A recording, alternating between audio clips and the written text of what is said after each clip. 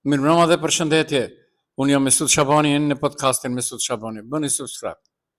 Miqtë e mi, sot është ditë jo pune, e shtunë. Mirë po. Duke falendëruar ish prokurorës Leila Kadriu, për momentin avokate në komunën të Tetovës, në një emision debativ televiziv në Alfa TV. Ka zbardhur disa gjëra të cilat janë përfolur tek tuk, por tash veç kanë filluar të duken edhe më serioze. Pra, unë i besoj, siç i besojnë edhe shumë kush në Tetovë zonjës Leila.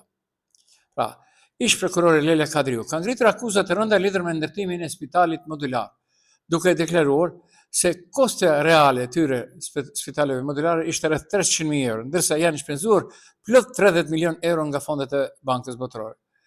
Pra, duke folur në këtë emision e Gjuhën Maqedonase, zonja Kadriu tha se gjatë hulumtimeve për shkaqjet e zjarrit në spitalin modular në Tetovë, është analizuar dhe mënyra e ndërtimit të këtyre objekte dhe burimi i financimit të tyre.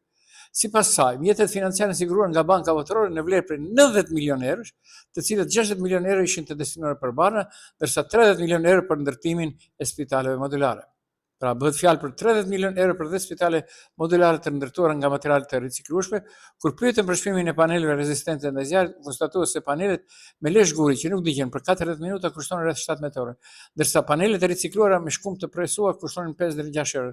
Gjithë këto spitale modulare realisht mund të kishin kushtuar rreth 300.000 euro, për janë shpenzuar 30 milion euro, ka deklaruar zonja Kadriu. Ndërkohë ajo është ndalur te gjykimi i dy drejtorëve, atij financiar dhe drejtorit të spitalit, se është e padrejtë, ndërsa të tjerët janë në liri dhe janë liruar. Ta dëgjojmë zonjën Leila Kadriu. Не, само упомена пред служба.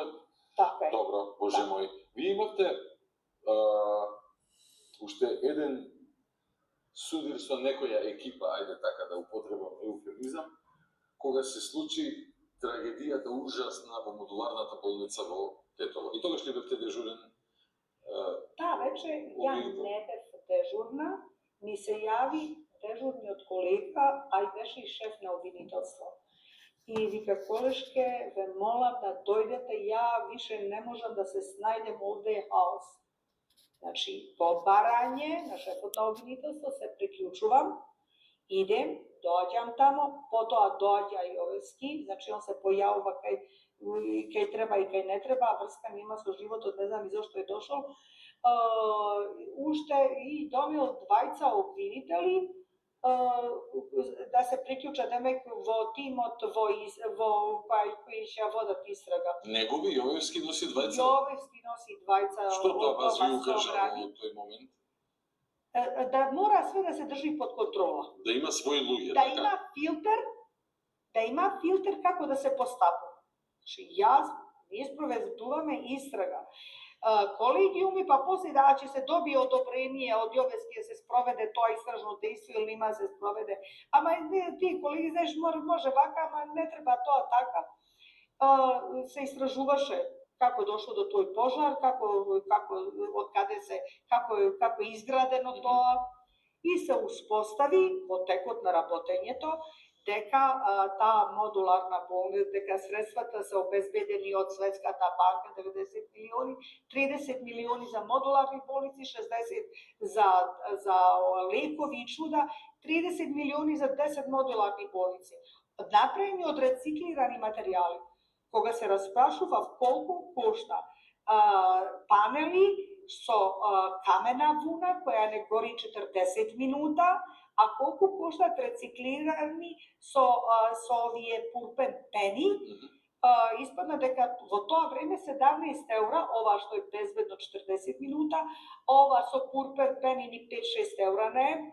Ако се рачуна, па тие 10 модуларни не може да коштаат повеќе од, еве да речеме, 300.000 евра за сите 10. А потрошени 30 милиони. И што е најцрно во све, кога се издаде наредба да се направи вештачење од страна на вештак по електротехника, дојде известување дека причинско-последична врска за настанување на пожарот и лошо инсталирана електрична енергија. Значи, кога се ставил тој во утикач, тој апарат, повлекол огромна количина на струја, немало прекидачи, довод бил настанала Нема експлозија. разводна табла. Нема разводна табла, затоа доаѓа струја да поставиле разводна табла. И тука е пропусти прво на министерот на здравство во тогашно време Филипче, бидејќи тој ја состави спецификација без да има елаборат за електрична енергија и без противпожарен елаборат. Тој подпишал определил како треба да Така е изгледа. комисија и сега, значи да расчистиме работите. Пописот на работните задачи што ги има Министерство за здравство, гради болници, здравство, ова тоа. Труд и социјална политика гради градинки и домови за стари. Овие Министерство за здравство објавува оглас, го спроведува Министерство за труд и социјална политика. Значи, разводнување, ама на крај се успостави причинско-последична врска за настанување пожарот, лошо инсталирана електрична А енергија. тие објекти, дали првичната намена им било да се модуларни болници или нешто друго? Тие, не знам што е била намера, само што знаем при распрашувањето на директорот од болница, медицинскиот директор, тој кажа дека им понудил 2 спрата неопремени од болница нова, Од Тетовската болница, така и само да ја опремат и да се справуваме со ковид. Добро. Овие инсистирале мора да се направи. Овие мислиме на влада, Министерство На за здравство. влада, така е, морало да се прави тоа, пари мора да се потрошат. Како се потрошат, Бог сами зна, и да се а тоа да се даваат локацијски услови кај е бензинската пумпа на болница. Таа модуларна била над резервоарот. Значи тоа не да можеше и цела болница да ја дигне во воздух ако Целиот комплекс. целиот комплекс. Тоа е работава што и Јас како тогаш архитект, господја Кадрио, јас како архитект не разбирам како е можно еден објект. Заев после викаше тоа е како урбана опрема, не треба посебни елаборати и така натака. можам ли да ве прекинем? Може Значи, слободно. мораме да бидеме, пак ќе кажем, закон да се почитува.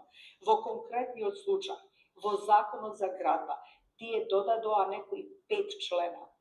Биле средства, биле материјали, биле стока, не знаем што, но мора да се почитува целиот закон за градба. Значи, имаш тие 5 члена, ама тоа не е лекс специјалис, е составен дел на законот за градба. И он точно предвидува све што е никнато над земја представува градба. Тука не е направен тенчки прием. При предавање се сеќавам од материјалите, прекрижено име на медицинскиот директор, на овој економскиот директор му бил даден клучот. Што значи дека овие директори уопште не учествувале ниту во набавка, ниту во изградба. Министерство им Овие кажало, двајца се терет. осудени, а овие што го направија тоа се неосудени. Po pra, me të drejtë zonja Lela Kadriu sqaroi disa gjëra të cilat mbase nën kështu prapa skenën dhe diheshin, por s'kish kusht i thot.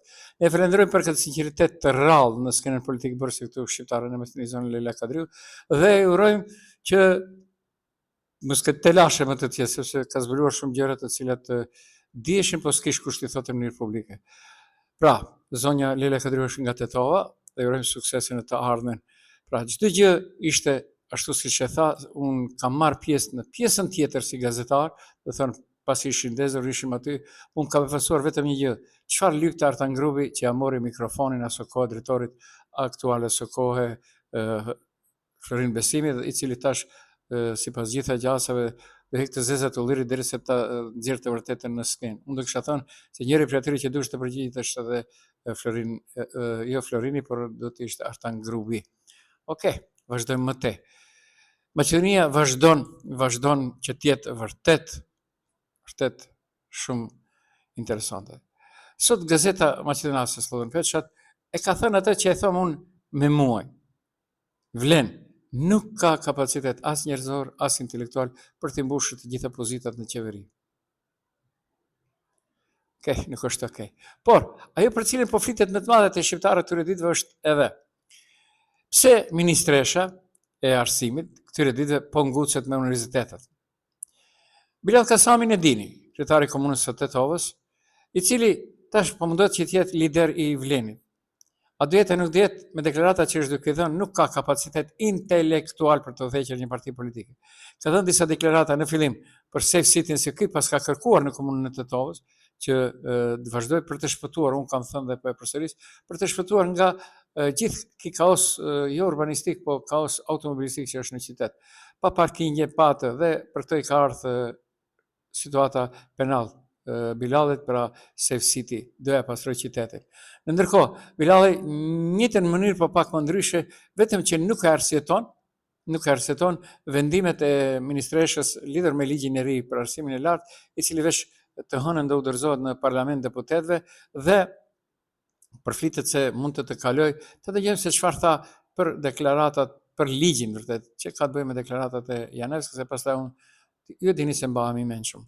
Si do duhet të jetë i organizuar arsimi i lartë që të rritet kualiteti. Patjetër që ka pasur në vazhdimsi debate për atë se si mund të organizohet arsimi i lartë në gjuhën shqipe, që mos jenë universitetet e gjuhën shqipe në fund të gjitha listave të rënditjes,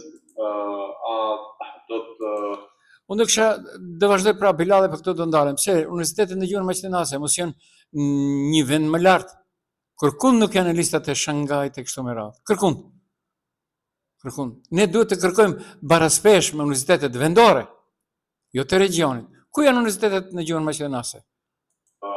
Jetë një do të jenë dy, a do të profilizohen, apo do të organizohen kështu si janë, por të rritet kualiteti është çështje e debatit, nuk është çështje që zgjedh ligji, por është çështje e cila do duhet të zgjidhet në një bashkëbisedim me të tre universitetet, me sigurisht me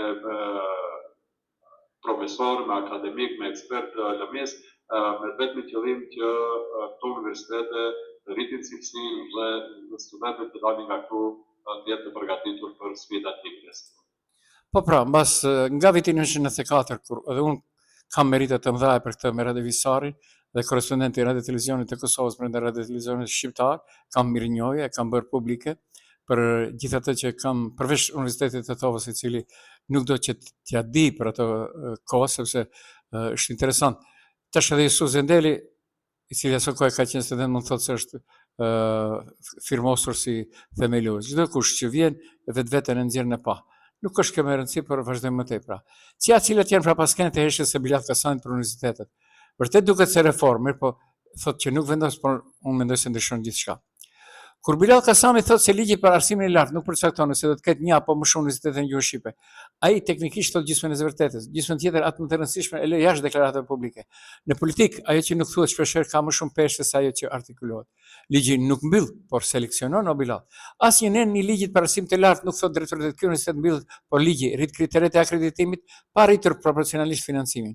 Vendos standardet që universitetet shqiptare historikisht i përmbushin më vështirë dhe centralizon vendimarrjen përmes mekanizmeve shtetërore. Në praktikë, kjo prodhon një efekt të njohur jo mbyllje formale, por dobësim të qëndrueshëm institucional deri në humbje programesh, kuotash dhe ndikim akademik. Kjo është arsye pse shqetësimi i universitetit nuk është paranoj, por përvojë akumuluar. Çfarë nuk po thot Bilal Kasami? Kasami flet për dialog me tre universitetet, profesorët dhe ekspertët, por nuk thot nëse ka pasur takim konkret me ta, nëse ka kërkuar garanci me shkrim nga Mashi, apo nëse ka ndonjë marrëveshje politike brenda qeverisë për këtë çështje.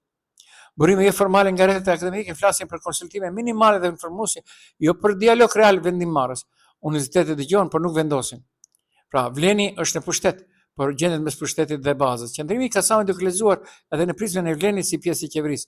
Çdo reagim i ashpër ndaj Mashit do të hapte konflikte të brendshëm në koalicion, minonte imazhin e stabilitetit të qeverisë dhe do të vendoste vlen përballë një prove reale politike. Prandaj zgjedhja është bërë qetësim publik, jo përballje politike. Deklarata e Kasamit përbën një sinjal për ty parë. Për qeverinë nuk do të politizojmë çështjen, për publikun shqiptar nuk ka rrezik të menjëhershëm, por asnjëra palë nuk merr garanci reale. Zhvendosja e debatet e profesorëve dhe ekspertëve nuk është rastësi, është mekanizëm klasik politik. Politika merr vendimet, akademia përmendet si alibi, përgjegjësia është shpërndarë dhe tretet. Nëse reforma dështon fajin do ta ketë sistemi, jo vendimmarrja politike. Pra janë edhe dy pyetje që askush nuk po e bën. Nëse ligji nuk vendos asgjë thelbësor, atëherë pse u deshën këto ndryshime o Bilal? Dhe pse institutimi për të kaluar ato pikërisht tani pa konsenzus të qartë akademik, pa bisede në universitete? Kjo janë pyetje që Kasami nuk i hap dhe pikërisht këtu fillon problemi. Deklaratat e Breda Kasan nuk janë të remi, janë të paplota. Dhe në politikë gjysma e vërtet shpesh përdoret për të mbuluar një strategji të plotë. Ligji të mund të mos e mbyll një universitet me një nen, por politika e dobët, heshtja e qëllimshme dhe mungesa e garancive konkrete, po. Pra, unë i bi pak si shpejt në një lexim sepse janë materiale të gjata dhe duhet dokumentuar, por bjeri kot është.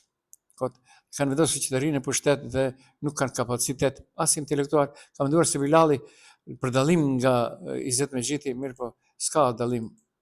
Është barabart.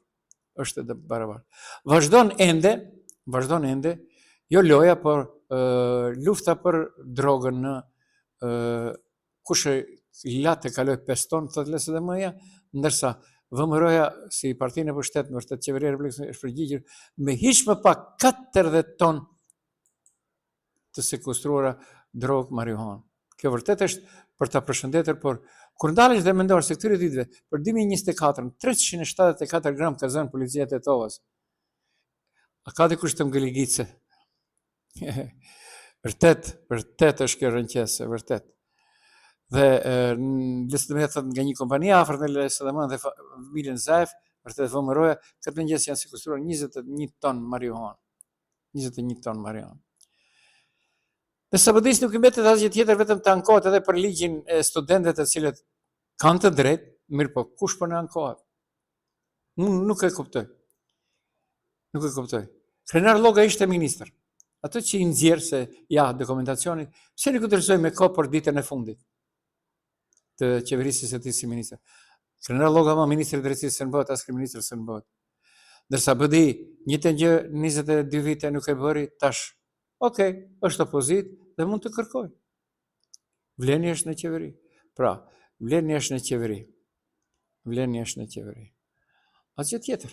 Vlon Tetova, sepse Tetova është qendra e shqiptarisë, sado që Shkupi, ne kam përsëritur dhe po e them, në një intervistë me viteve 94 kur bëhej PDSH-ja, Arben Xhaferi për Radio Televizionin e Kosovës në kuadër të televizionit shtetëror shqiptar, tha, nga Tetova edhe bëhet Shkupi, edhe bëhet Kumanova, edhe bëhet Struga, edhe bëhet Ohri, edhe bëhen Krit, sepse ka traditë politike, nga Shkupi jo, dhe u vërtetua. Nga Shkupi jo.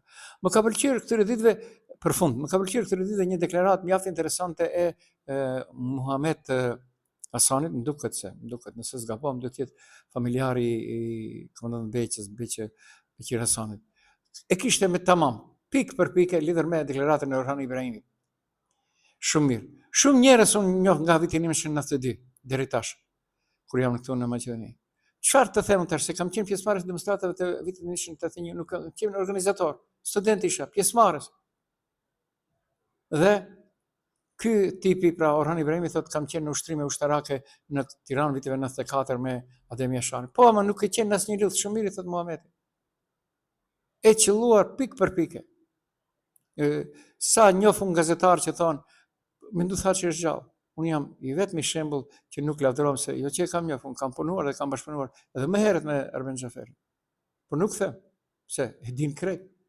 Ta që si di kërkush fillojnë që të lavdërohen. A dhe njerë, Mehmet, urime për tekstin, unë jam Mesut Shabani, bëni në podcastin Mesut Shabani një subscribe. Mos e ngushtoni as zemrën as dorën.